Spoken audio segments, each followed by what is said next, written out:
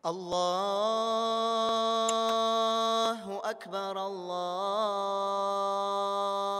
أكبر الله أكبر بسم الله الرحمن الرحيم الحمد لله رب العالمين والصلاة والسلام على رسوله محمد وعلى آله وصحبه أجمعين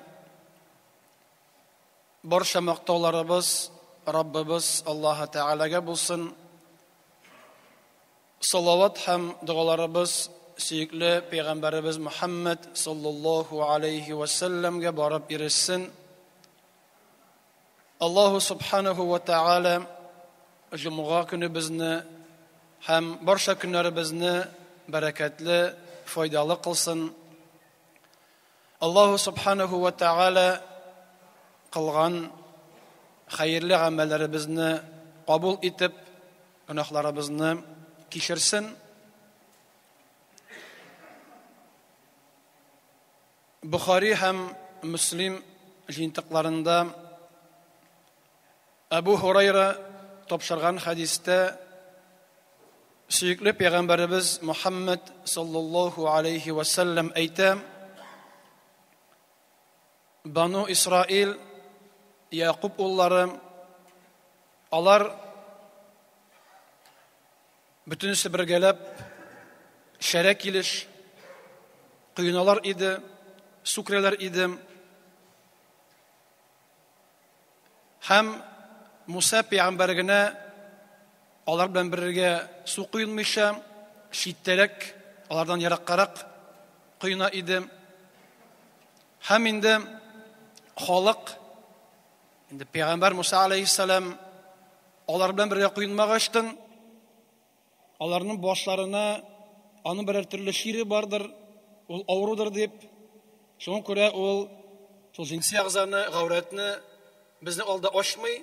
Şuna göre uyalıp mı, şiirden korkup mı bizden ayırım yuna deyip uylağanlar.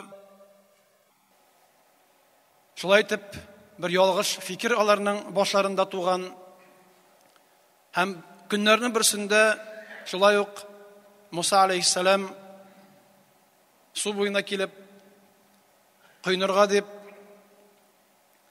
kiyimlerin salgaç taş üstüne hem suğa kire başlaganda Allah Teala ul taşqa hareket bire. Taş kiyimlerini ko'tarib kitib para kishar yag'ina. Teginderek yaraqtarak birgalashib kiyinmisha sharek kilish kiyingan qo'yingan kisharga toba bu tosh shavib kete. Musa aleyhisselamның üstünde kiyimi yok. Hem ul taş ortından shavib kete. Ey taş kiyimni qaytar deb, kiyimni bir deb. Hem neticede tegi xalq yanına xatli barıp jite. Bütün suqaraylar Musa aleyhisselamның bir şiiri yok iken, selamet iken. Hem şunda Musa aleyhisselam kiyimlerin alıp kiyip tegi taşqa ayak bilen suğa başlay. O şitip meni sattın deyip. Naşşındı qissa bola ol indi kişilerinin qoşağında birer kişi alar şekilde kılmasa, alar şekilde işlemese, alarının başlarına şeytan mı, nefsleri mi türlü kirekmegen, bulmagan ibirlerini ulap çağıralar. Bu ibirini kıla ol şilidir o.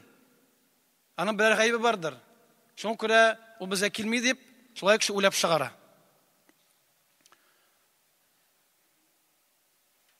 Şulay yok da gavretke beyli bolgan bir bu günde bolgan bir kissa Reseyn'in bir töbeginin bir şehirinde bir gailege meşetten şakırılgan meyit yuvuşa kile мәйет булам. Һәм йорт хуҗалары алар инде китаплардан булай да укып, мәетне юганда аның гавратын ябарга кирәк дип, аны ашып килеш юып булмый дип белгән булалар һәм махсус туқыма кисәген әзерләп куялар. Теге бабай килгәчтен һәм инде мәетнең өстендәге простыняны аша башлаганда йорт хуҗалары шул гаврат җирләре ашала башлагачтын ябып куялар күренмәсен дип. Теге бабай аптырап карый. Бу нигә кирәк дип. Сен ул мужик ди, без мужик ди. Шуң күрә нигә кирәк ябырга? Әгәр без барыбыз да ират булгачтын, теге мужик булгачтын, шуң күрә әйдә ашып юк дип. Аңа инде шул йорт хуҗасы: "Бабай, бу бит гынах. Ничек син мәетне капламыйча юасың? Әйе, мәетне юу саваплы гамәл, ләкин аны гавратын ашып кую yapмыйча ул гынах була. Аллаһ Тәгалә динендә аны тыйган. Һәм Пәйгамбәрбез Мөхәммәд саллаллаһу алейһи ва саллям исән кешенең дә, үлгән кешенең дә гавратына карамагыз дигән. Һәм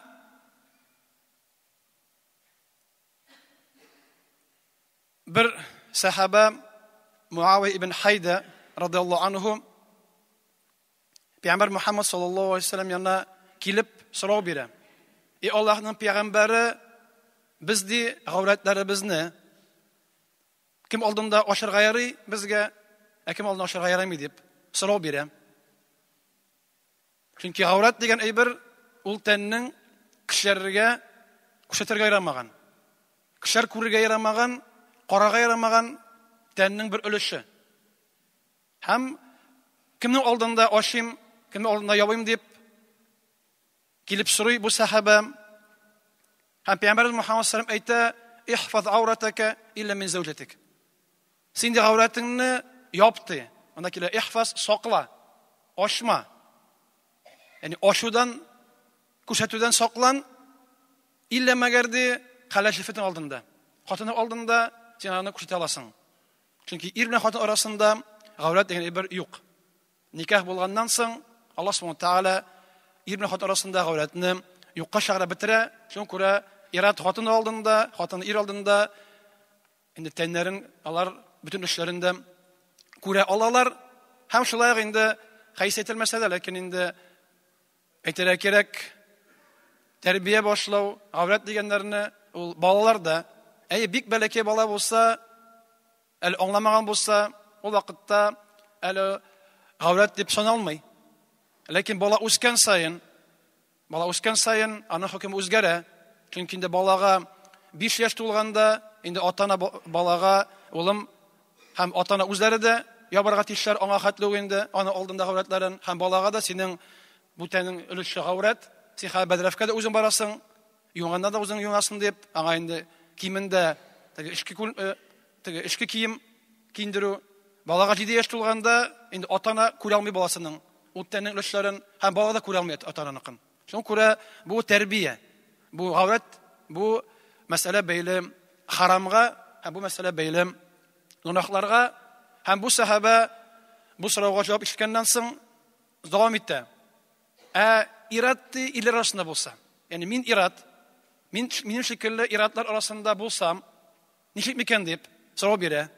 Чөнки бит инде күп вакытта халыкта дин гыйлеме беткәннән соң, оят бетә башлагачтан гаврат мәсьәләсе юкка чыга башлый.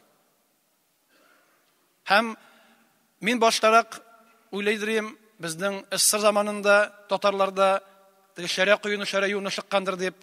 Ләкин ул анда таралды ул бик нык. Ләкин аның ояткысы әле салынды революция хәтле. Әле анда вакытта кайсы бер татар мусламаннар алар инде языла, анда ул вакытта чыккан гәзит журналларда кайсы бер имамнар шаң сугып, кешеләргә әсәтеп, җәмәгатьте безнең шәһәрләрдә кайсы бер мусламан кардәшләребез инде уртак мунчага общий бан айрый башлар дип, биш йөри башлаганнар. Шуңа күрә анда бит инде Син үзең япсаң, кеше япмый, аныкы күренеп тора, яки кеше инде бөтенләй япмый башлый гавратларын. Шуңа күрә әйдәгез без ди мөселман мунчасын ашыйк. Анда инде кергәндә кешегә аңлатыйк аның бөтен кагыйдәләрен дип әйткәннәр. Шуңа күрә анда да булган һәм исыр заманында ул тагы да арткан. Шуңа күрә күп кешегә исән вакытта ни яки мәетне ни шәрә кирешү гади әйбер. Чөнки гаврат төшенчәсе кешеләрдә тиктер югалды, юкка чыкты. Аннан бергә әзәк оят та югалды. Чөнки бит бу оятлы урыннар дип әйтәбез гаврат җирләрен. Һәм оялу дигән әйбер ул мусламанда булырга тиеш. Оят дигән әйбер хадисләрдә бик күп искә алына. Һәм хәтта Пәйгамбәрбез Мөхәммәд саллаллаһу алейхи ва саллям әйтә, иман белән оялу дигән алар бергә киләләр. Чөнки күңелендәге иманы һәм оялу алар бергә киләләр. Бергә булалар. Аларның берсе юкка чыкса, икесе юкка чыга. Кешенең күңелендә ныклы иманы булмаса, аны оялу булмашак. Оялу булмаса, анда димәк, иман да шулай кимиячәк. Шуңа күрә оят белән иман алар бергә баралар. Икесенең берсенең юкка чыгуы, ул икенчесенең юкка чыгуына алып бара. Алар бер-берсенә бәйләнгәннәр, тагылганнар. Шуңа күрә Пәйгамбәр Хәсән әйткәндә, оялу дигән ул иманның бер тармагы. Иманлык кешеләрнең катыр гамәлләренең берсе. Шуңа күрә дә Мөхәммәд саллям әйтә, безгә ди элекке пәйгамбәрләрдән ирешкән бер җөмлә бар, бер сүз бар. Иза лам тастахи, әгәр син оялмасаң, фасна ма ши'та. Син теләгәнеңне кыл. Оялмасаң, теләгәннәреңне кыл дип әйтелә. Ләкин бу хадисны галимнәр ике төрле аңлатканнар. Берсе әйттеләр, бу хадиста килә куркыту. Ягъни оятыңны югалтсаң, оялуың булмаса, син Аллаһтан да, кешеләрдән дә оялмасаң, ул вакытта әйе, син кыл, эшлә теләгәннәреңне. Ләкин монда мәгънәсе халал дигән сүз түгел. Аны мәгънәсе кисәтү, куркыту. Син кыл, эшлә. Ана җавап бирерсең дип. Шуңа күрә бер мәгънәсе ул оялмасаң, оятың югалсаң, ул вакытта син эшлә теләгәнеңне. Ләкин белеп тор. Һәрбер кылган оятсыз гамәл өчен җавап бирәчәксең Аллаһ каршында. Ул сиңа Аллаһ та әйтмәгән, Мөхәммәд әйтмәгән сиңа, әйдә кыл, рәхәтләнеп. Ул кисәткән. Чөнки гарәптә шундый бар, ысул, ул кешегә кушкан шикелле була, ләкин ул куркыту, кисәтү. Байт безә бар бит инде. Әйдә кыл кылайым, анда күрерсең. Әгәр эшләсәң, без күрсәтербез. Күрсен нәтиҗәсен кылганнарның, әгәр кыласаң дип. Белешне шуңа күрә монда кирәк кисәтү. Дип килә һәм инде гаврат мәсьәләсендә инде иратларның гавраты, менә сахаба сорый, ирләр арасында булсак, нишлим дип. Һәм Мөхәммәд әйтә, хәтта ирләр арасында булсаң да, гавратын яп дип әйтә. Әгәр инде синең хәлдән килсә, синең киемең булса, булдыра алсаң, яп дип әйтә. Хәтта ирләр алдында да күрсәтмә, ашма дип. Иратның гавраты безнең үз ара ул киндектән тизәхәтле. Тушы җирне иратның хатыннан башка, бәлки баласынан башка, һәм инде кирәк булса табибтан башка беркем күрә алмый. Бер кашында күрергә тиеш түгел. Иншалла ябырга тиеш. Чөнки ашып куйсаң, күрсәтсәң, сиңа гөнаһ була. Син ашканнан соң кеше караса, ул кешегә гөнаһ була. Шуңа күрә булдыра алсам әйтә. Чөнки кашанда кешенең бәлки киеме булмас, ул булдыра алмаска мөмкин. Ул вакытта инде ул гаепле түгел. Инде ират арасында булганда да шушы гавратларны кеше ябырга тиеш. Чөнки ул оят булырга тиеш. Һәм оят дигәндә әйе, хадистә килгән оят дигән әйбер ул кемгә кагыла? Кемнең күңелендә иман бар? Кем ул әйберне аңлый? Чөнки әгәр кешенең күңелендә иман булмаса, оят булмаса, аңа бу әйберләрне әйтүнең файдасы юк. Шуңа күрә аның файдасын фақат аңлаган кеше генә күрә, аңлаган кешенә белә. Ләкин без бүгенге көндә без күрәбез, бездә берсе юкка чыккан, икенчесе юкка чыга. Кешеләрнең күп вакытта кеше алдында шул ярым шара йөрүе, киенмәве, гарәтләрне ашып йөрүе аркасында кешенең уят бетә. Ата-ана баласын өйрәтми, ата-ана баласы алдында ашылып йөри, аннары баласы үскәчтен ата-ана алдында шулай ярым шара йөри башлый. Чөнки иратны гаврәт әйттек, кинәттән тизгә хәтле. Һәм Ханафи мәсәбендә киндек үзе кирми гаврәткә. Тез керә. Шул күрә тезнең астына хәтта дигән. Ябырга дип әйткән. Хатын кызның бүтән тәне гаврәт. Иратлар каршында шит туган булмаган, шул киегә шарга яраган иратлар каршында хатын кызның бүтән тәне гаврәт булып санала. Иллә мәгәр аның йөзе бите аңа кирми, һәм аның кулчуклары кирми, әйне тамандар турында анда бәхәс бар. Ханафи мәсәбендә дә хатын кызның шул аякның аскы өлеше, тубыктан түбән өлешләре гаврәт юк дигән бәхәс бар. Кемдер әйтә гаврәт дип, кемдер әйтә гаврәт түгел дип, һәр хәлдә инде ансаның шул бәхәсле мәсьәлә, шул хатын кыз да шулай ук инде шит ирләр каршында ябынып йөрергә тиеш. Аның гаврәт була һәм ата-ана да өйрәтергә тиеш баласына ул гаврәт дип. Инде шул ук ата-ана, әтисе, бабасы, абыйлар янында хатын кызның да бар бит гаврәте. Ул яулыгын сала ала, ләкин хатын кыз фақат башын, шәчләрен үзенең әтисе, бабасы янында, абысы янында тиздән түбән аякларын күрсәтә ала. Калган инде аркалары, кочаклары күрсәтә алмый. Чөнки ул шулай уятсызлык.